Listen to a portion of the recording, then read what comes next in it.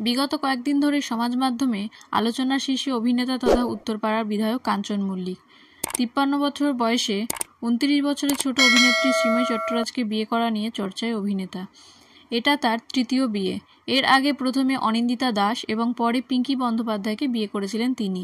গত 10ই জানুয়ারি আইনি বিচ্ছেদ হয় কাঞ্চনের সঙ্গে দ্বিতীয় স্ত্রী পিঙ্কির।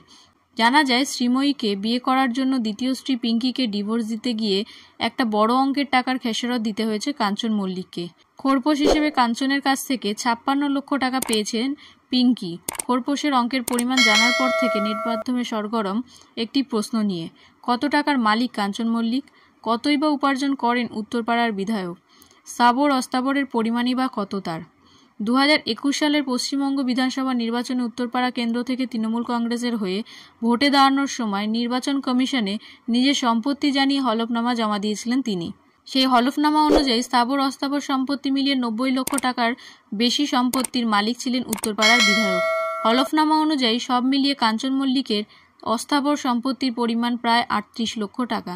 হলফনামা জমা দেওয়ার সময় তার হাতে নগদ ছিল 26,642 টাকা। দুটি ফিক্সড ডিপোজিট অ্যাকাউন্টে রয়েছে মোট 5,36,984 টাকা। পাশাপাশি সেভিংস ব্যাংক অ্যাকাউন্টে রয়েছে প্রায় 8 লক্ষ টাকা। 6 লক্ষ টাকার জীবন বিমাও করিয়েছেন উত্তরপাড়ার বিধায়ক। কাঞ্চন মল্লিক জানিয়েছেন, তার একটি টয়োটা ইনোভা গাড়ি রয়েছে। 2015 সালে কেনা সেই গাড়ির দাম ছিল 16 লক্ষ টাকা। কাঞ্চনের স্থাবর সম্পত্তির মোট পরিমাণ প্রায় 53 লক্ষ টাকা।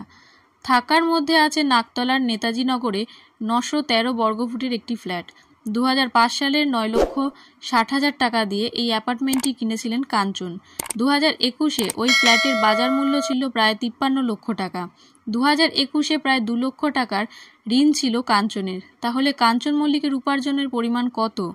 হলফনামায় তার আয়ের যে হিসাব দিয়েছিল উত্তরপাড়ার বিধায়ক, সেই হিসেব অনুযায়ী 2019 থেকে 20 সালে তার বার্ষিক আয় ছিল 15,34,960 টাকা।